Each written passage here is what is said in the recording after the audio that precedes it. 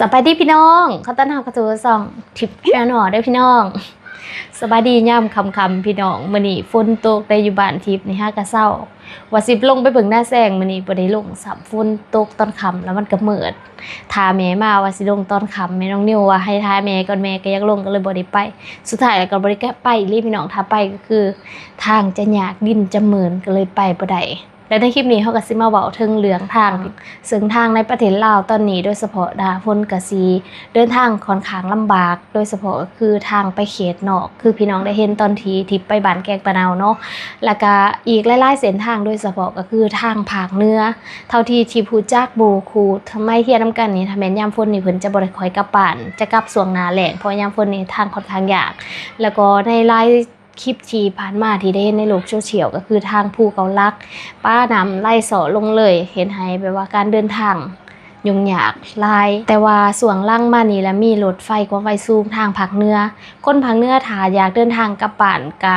สะดวกสบายเพราะว่าจะเปลี่ยนจากเส้นทางขี่รถเมล์หรือว่าขี่รถประจำทางนะไปขี่รถไฟแทนก็สิฮอดไวแล้วก็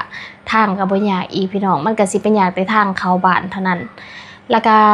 คือในมื้อนี้ก็มีเหตุดราม่าเรื่องหนึ่งพี่น้องเกี่ยวกับเส้นทางมีเส้นทางลวงเส้นหนึ่งอยู่ทางภาคเหนือของลาวเกิดการสำรุดเปเพ่เห็นให้รถที่สัญจรไปมาบ่สามารถขับผ่านได้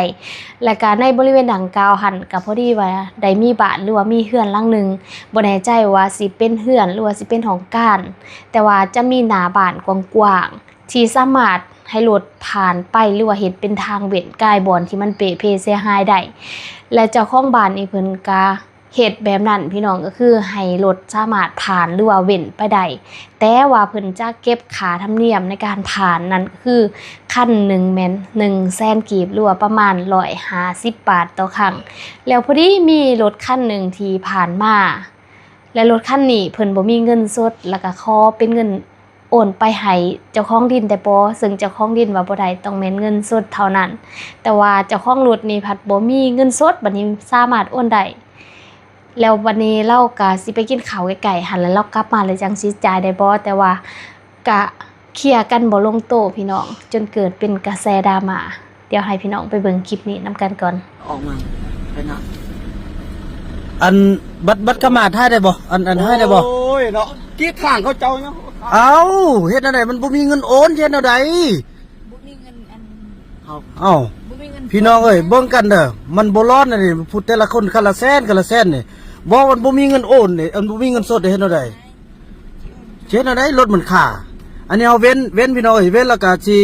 เอาเก็บเงินเส้นนึงเฮาก็บ่ว่าแต่ว่าไปกินข้าวมอๆนี่นะกลับมานี่ให้ได้บ่นี่ว่าบ่ได้เขาออกไปคือบ่คือน้ำใจคนลาวนี่ออกไปถ้ารถคนอื่นเขาเสียเวลาเอาซั่นบ้าจะเฮ็ดซะได้เอามาแก้ไขเด้อบ่ได้เด้นี่เว้าบ่ม่วนน่ะคือเฮ็ดคือบ่แม่นคนลาวนี่แหมค่อยขออนุญาตถ่ายคลิปเหรอเด้เราบอกถ่ายรถว่าซั่นแหน่พี่น้องเฮ็ดซะได้เดี๋ยวนี้รถทางนี้มันไปบ่ได้แล้วเว้นไปทางดินเขานี่คันละแสนมันนี่ข้อโอน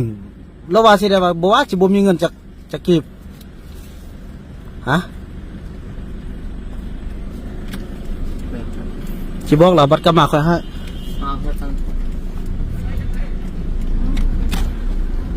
กลับมาก่อนค่อยสิให้ไปเฮียค่อยไปกินข้าวแป๊บเดียวกี้ข้างออกไปดีกว่านะคนอื่นที่เขามาตันห้างเขาเนี่ยว่าอ้าวค่อยว่าผัวออกหน้าห้างผัวเนี่ยค่อยไปหันก้อนนะก็ค่อยเข้าขึ้นไปกำลังเป็นข้าวเนี่ยพี่น้องเอ้ยออกได้ยินบ่พี่น้องเอ้ยรถทางหลังรถกูสั่นเพิ่นว่าแน่เห็นบ่ขอโอนก็โอนบ่ได้เนาะโอนบ่ได้พี่น้องมาแก้ไขออกถอยให้ได้ดูเอาเบิ่งเอาเด้อว่าดินกู้ได้บ่จ่ายเงินบ่ให้ไปบ่าวนำบ่มีเงินพี่น้องเอ้ยบ่มีเงินสดพี่น้องมีแต่เงินโอนเนาะแต่ว่ากิจเฮียค่อยไปกินข้าวอีเนื้อเนี่ยค่อยทอนเงินสดมาบ่ได้เนอะโธ่หายกระโดดพี่น้องเอ้ยเอาถอยซะได้รถมันกันยังข้างล่างเด้ไปเดียวมาทางล่างมันมีรถบอกงาเดี๋ยวไหมพี่น้องเอ้ยทางล่างมีรถได้เช่นอะไร โอ้ยโอ้เดินหน้าเดินนี่มึงสิตายบ่ว่าซั่นโอ้พี่น้องเลยแก้ไขได้เด้อแบบนี้บ่ได้เด้อมันทางล่างมันมีรถเนาะสิเฮาถอยได้ซะได้โอ้ยตายเอาบ่เคยเจอจังซี่พี่น้องเอ้ยเบิ่งเอาเด้อฟังโหนหายติ๊กพี่น้องเอ้ยเอาเฮ็ดซะได้รถนี่มันไปบ่ได้เด้ไอ้ท่านรถทางนี้ไปได้บ่เนื้อค่ากันฮั่นโอ้ยพี่น้องเอ้ยมึงเฮ้ยไอ้จะมีเงินสดบ่ค่อยๆโอนเงินสดได้ค่อยมี QR น่ะโอ้ยตายแล้วเนาะผมก็ไปแล้วพี่น้องเอ้ย อันนี้ก็แม่นคลิปต้นเรื่องในมื้อนี้พี่น้องซึ่งโพสต์โดยเพจบุญนำแพ่งตะกุ่นเนาะพี่น้องที่ว่าเพิ่นได้ลบโพสต์ลงกะประมาณ1ชั่วโมงที่แล้วก็คือมื้อนี้วันที่31เดือนพฤศจิกายนปี2025เพิ่นว่าภาคถึงภาคส่วนที่เกี่ยวข้องในเด้อประชาชนเดือดร้อนสุดเก็บค่าผ่านดินรถคันละแสนกีบเส้นทางระหว่างบ้านนาอุ้มหาพูนสะอาดซึ่งอยู่ที่เมืองเพียงแขวงไซหยาบุรีหรือว่าพุ่นและผางเหนือของประเทศลาวพุ่นนะพี่น้องซึ่งกรณีนี้หั้นนะพี่น้องมันก็เริ่มมาจากเส้นทางที่ว่ามันเปะเพเฮ็ดให้เดินทางไปต่อบ่ได้ฉะนั้นมันก็ต้องไปทางเว้นเนาะถ้ามีทางเว้นหั้นนะพี่น้องซึ่งก็สิเจอเป็นประจำอยู่ดอกเส้นทางบ่อนนั้นบ่อนนี้บางทีก็ขี่รถขี่ไปทางใหญ่นี่นะบางทีก็บ่ได้ขี่ในทางได้ต้องออกเขาเอิ้นว่าขอบทางพุ่นเนาะลงพุ่นน่ะทางเว้นคือไปแกงปะเนานี่ก็ลงทางเว้นพุ่นได้บางทีทางหลวงมันบ่ดีก็ถ้าแบบเขาเฮือนประชาชนนี่ยังบ่มีได้แต่ว่าก็เคยมีบ้างเถื่อที่เคยไปเว้นอยู่ปั๊มน้ำมันบ้างบ่อนหั่นนะแปลว่าทางมันเป๋เพ่แห้งไปก็รถติดจังซี่นะแปลว่ามันมีทางเว้นบางทีเขาก็เว้นแต่ว่าในกรณีนี้หั่นที่ว่าเขาป่านประชาชนแบบนี้หั่นยังบ่เคยนะพี่น้องก่อนอื่นเฮาสิมาเว้าถึงตัวเหลืองเก็บตัวนี้ก่อนเนาะที่ว่าเราบ่มีเงินสดนี่นะแต่มีทิปกับของใจอยู่ได้เราคือบ่ไปทำคันอื่นทางล่างบางทีเขามีนะแต่ว่าในถ่ายคลิปนี้เราก็ได้ไปทำเพิ่นที่พันหรือว่าส่วนทางบ้านเนาะว่ามีQR สามารถโอนได้บ่แต่ว่าคนนั้นต่อมาว่าบ่ได้แต่ว่าบ่ฮู้ว่าสุดท้ายแล้วนะเราได้ไปทำคันอื่นอยู่ทางล่างบ่หรือว่าแก้ไขจังได๋ในกรณีนี้บ่เห็นที่มาอัปเดตหรือว่าบ่เห็นเพิ่นลงคลิปใหม่จังได๋หั่นนะพี่น้องอันนี้เป็นเรื่องที่แบบว่าก็น่าเศร้าอีกเรื่องนึงเนาะพี่น้องสำหรับเส้นทางบ่ว่าอยู่ได้ก็คือกันหมดถ้าแม่นทางลวงดีนี่ก็คือสิบ่เกิดปัญหาจังซี่ขึ้นซึ่งในคอมเมนต์นี่ก็ได้มีคอมเมนต์แบ่งออกเป็นอยู่2ฝ่ายหนึ่งก็คือเบาถึงเรื่องทางอยากให้รัฐบาลแต่งทางอีกส่วนหนึ่งก็เข้าใจสำหรับเจ้าของที่ดินเนาะมาแล้วมาอ่านคอมเมนต์นำกัน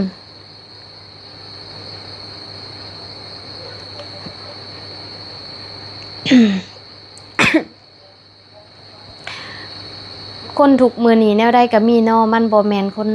ลาวบ่คือมานำคือมาใจดำแท้เว้ากันดีๆก็ได้เนาะลูกบุญนำก็คือคนที่โพสต์ลงมันก็มีหลายคอมเมนต์ได้ว่าสิซุ่มเอาบางคอมเมนต์เด้อพี่น้องสามารถไปเบิ่งคลิปเต็มได้แล้วก็ไปอ่านคอมเมนต์ได้อยู่ที่เพจที่ขึ้นเทิงหน้าจอที่ผ่านมาสิเว้าให้เจ้าของดินก็บ่ได้ต้องโทษจุดๆพุ่นแต่บ่มีไผกล้าโทษดอกเสือโลดทั้งที่มันเป็นความรับผิดชอบเนาะทางด่วนเจ้าบ่เสียเงินก็บ่ได้ไปอันนี้ก็ต่างกับทางด่วนบ่ต่างกับทางด่วนคือกันแนวทางเขาเฮ็ดเองบ่แม่นงบรัฐบาลคนบ่ดีบ่ต้องล้มเดียวเจ้าสิเสียแนวคิดแบบบ่เห็นใจคนอื่นยังมีดอกเวลาเจ้าจำเป็นเจ้าจือนาไว้ทางผู้เก่าขึ้นบ่ได้ทางผู้เก่าลักขึ้นบ่ได้จ้างเขาดึงคันละ500,000กับประมาณ 8-900 บาทเคยจ่ายมาแล้วแต่เจ้าก็ควรมีเงินสดติดตัวเด้บาทเจอปัญหาอยู่แถวนอกเจ้าบ่ได้กินข้าวกินน้ำกับเป็นไปได้อันนี้ทิปข้อเสริมหน่อยนึงเนาะสำหรับเงินติดธงนี่นะ บางเถื่อที่ก็บ่มีเลยได้เงินตีทงบางทีตื่นมาแล้วก็จับโทรศัพท์ย่างเลาะเพราะว่าอยากซื้อหันซื้อนี่แล้วก็สแกนจ่ายจังซี่นะแต่ว่ามันเป็นเรื่องจริงถ้าแบบเฮาไปเขตนอกแล้วเฮาบ่ได้ถือเงินสดคือที่ไปแกงปะหนาวคันบ่ถือเงินสดไปจังซี่โอ้จบเลยพี่น้องน้ำมันมืดนี่ก็บ่มีเลยนอกจากติดหนี้ไว้ก็สิติดง่ายอยู่แถวนี้เนาะหรือว่าอันคนหูจักมีพี่น้องก็สิง่ายแต่ว่าทางที่ดีคันไปแบบบ้านนอกเขตนอกจังซี่นะเฮาต้องมีเงินสดติดตัวไว้แต่ว่านี่เราก็คือสิแบบว่าไปแถวไกลๆหรือว่าเคยสแกนนั่นนี่ก็คือสิบ่ได้ถือเงินสดแต่ว่าทิปก็เป็นบางเทื่อที่ว่าบ่ได้ถือเงินสดแต่ว่าถ้าเฮาไปเขตนอกคือบ้านแกงปะนาวนี่แน่นอนว่าทิปต้องเตรียมเงินไปหรือว่าเตรียมเงินสดติดตัวเผื่อว่ารถฉุกเฉินนั่นนี่เฮาอยากได้นั่นได้นี่มันก็ต้องมีหันนะเอาจาก30,000ก็ได้แล้วเห็นว่าดินสวนตัวก็ได้คันเฮามีเวียกไปก็สิได้เสียให้ลาวหันละบ่ซั่นก็สิได้ทาบอนลดค่าหันจึงบ่ได้เสียคันใจห่อนตีปากเล่าผัดสิได้เสียหลายกว่าแสนหันอันนี้คนก็คอมเมนต์มาหลากหลายเนาะก็คือเพิ่นว่าน่าจะเก็บประมาณ 30,000 หรือว่า30,000ก็ประมาณจัก40 บาท30-40 บาทจังซี่นะ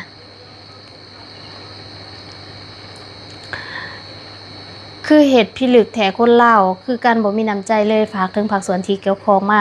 จัดการเจ้าของดินส่วนหลายคนก็สิเว้าถึงประเด็นนี้แต่บ่ได้เว้าประเด็นถึงเรื่องเส้นทางที่ไปเพ่เนาะและต่อไปบ่ให้ลาวเที่ยวทางคนอื่นให้อยู่แต่ในดินลาวหันเด้อสุดยอดน้ำใจอ้ายจุดๆเว้ามวนกำปั่นตีปากให้แดดูบุญนำอันนี้เนาะเพิ่นก็หลายๆเนี่ยคอมเมนต์ถ้าเก็บราคาสำนั่นบอกเล่าเฮ็ดทางด่วนเลยให้เล่าผ่านไปก็ได้ตีบ่น้ำใจเจ้าบ่มีบ่แม่นคนลาวคือกันยังสิให้ลาวถอยขึ้นอีกถ้าพี่น้องสิเฮ็ดจังได๋ระวังรถคันนี้ที่บ่สามารถจ่ายเงินสดได้แต่ว่าเราว่าสิไปกินข้าวเดียวเราก็กลับมาเราสิเอาเงินสดมาให้คันสิเอาเงินสดแต่ว่าเพิ่นบ่ให้ผ่านไปคันบ่ได้จ่ายเงินถ้าพี่น้องได้สิให้เราผ่านไปแล้วก็เรากลับมาแล้วค่อยจ่ายแน่นอนว่าคันบาทเราอยู่ทางนี้เราก็ต้องกลับมาอยู่แล้วแม่นบ่เส้นทางมออีแล้วอดเอาเด้อกันอีกน่าจะมีคนสยามมาคอมเมนต์นะเพิ่นบอกว่าเส้นทางไกลสิแล้วอดเอาเด้อเพิ่นเจ้าหน้าที่ควรไปกวดสอบเด้อใต้แหน่ใส่หญ้าแบบนี้ดินพอปั่นปฏิก็มีหลายคอมเมนต์ต่างๆนานาโพดเนาะคนลาวคือกันแรงน้ำใจแท้ก็โพดบ่ต้องให้เขาช่วยโอกาสเมืองลาวก็แยกเป็นอีกประเทศหนึ่งละเด้อเป็นธุรกิจแล้วต้องรับผิดชอบหยังแน่พิลึกโพดส่วนหลายก็จะเป็นคอมเมนต์แบบว่าลบๆแต่ว่าก็มีบางคอมเมนต์ที่ว่าเห็นใจเจ้าของที่แนวใดนี่จึงเก็บค่าผ่านทางนี้เสียให้ภาคส่วนของกระทรวงโยธาลงไปตรวจสอบกกปลายสาเหตุก่อนสิฮอดเมืองเพียงใส่หญ้าได้เสียเงินหลายจุดอยู่บ่แม่นแต่บ่อนเดียวนี่อยากให้หน่วยงานที่เกี่ยวข้องลงมาแก้ไขให้ประชาชนเด้อเป็นตาอายบ้านอื่นเนาะ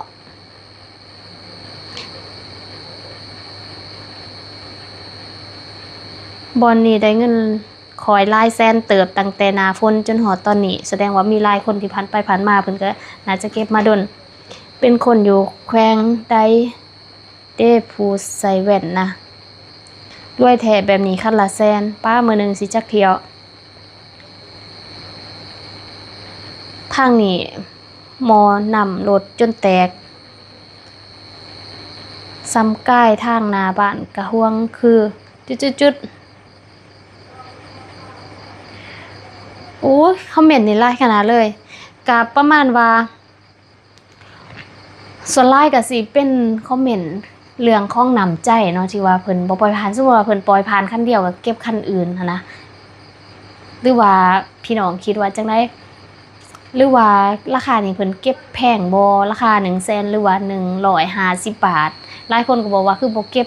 20-30,000น่าจะพอดีหันนะซึ่งสำหรับทางนี้เนาะทางนี้ทิพย์ยังบ่เคยเสียเงินแต่ว่าทิพย์เคยไปทางขี่รถลงไต่ตั้งแต่ลักษา15ลงไป5ปากเซ่ก กระทางคุมเลิกได้ต้นบ่ได้เป้ยจนเจ็บแอวพุ่นแหละขนาดดังในบ้านกระบะเนาะมันก็มีบ่อน่วมอยู่กระทางค่อนข้างยากแต่ว่าพอไปหอดปากเซ่ละทางสิดีแต่ว่าก็มีบางจุดที่สำรวจแต่ว่าก็ถือว่าโอเคแบบว่าใส่ได้แบบว่าเดินทางสะดวกสบายอยู่แต่ว่าอยู่ทางปากเซ่นี่เพิ่นจะเก็บเงินโดยที่ว่าเฮาบ่มีทางเว้นเลยเพราะว่าทางล่วงที่เฮาผ่านหรือว่าทางเส้นเดียวที่เฮาต้องผ่านไปผ่านหน้าเพิ่นจะเก็บเงินซึ่งถ้าแม่นจากปากเซ่ไปวังเต่าน้องวังเต่าด่านวังเต่าเนาะที่บ่แน่ใจว่าจักด่านประมาณ3-4ด่านนี่แหละค่าไปก็เก็บแล้วก็ค่ามาก็เก็บต่างหากได้เหมือนไปแล้วค่ากลับบ่เก็บบ่แม่นไปก็เก็บมาก็เก็บพันเท่าใดก็เก็บเท่านั้นแล้วก็จะมีทางไปทางปาก2แดนนาวจังซี่นะก็จะมีเก็บน่าจะประมาณ2-3ด่านนั่นแหละบ่จือทุกทางคือได้เก็บอันนี้มันต้องเสียโดยปริยายเลยเพราะมันมีทางเว้นมีทางเดียวเนาะก็คือแบบว่าเก็บเงินมาบูรณะรักษาเส้นทางนะจะประมาณนั้นเนาะอันนี้ที่เคยเห็นแต่ว่าในกรณีนี้บ่เห็นแล้วสำหรับเส้นทางนี้อันนี้ก็มันเพเนาะพี่น้องแน่นอนว่ามันเพนี่แต่ว่าคนก็ยังต้องสัญจรไปมามันก็ต้องหาทางไปหั่นแหละเนาะแล้วพอดีเฮือนหลังนี้เพิ่นก็ให้ผ่านทางแต่ว่าเสียค่าผ่านหรือว่าค่าธรรมเนียมหั่นซึ่งถ้าสมมุติว่าพี่น้องเป็นเจ้าของที่ดินนี่พี่น้องสิเก็บคันละเท่าใดหรือว่าถ้ากรณีของ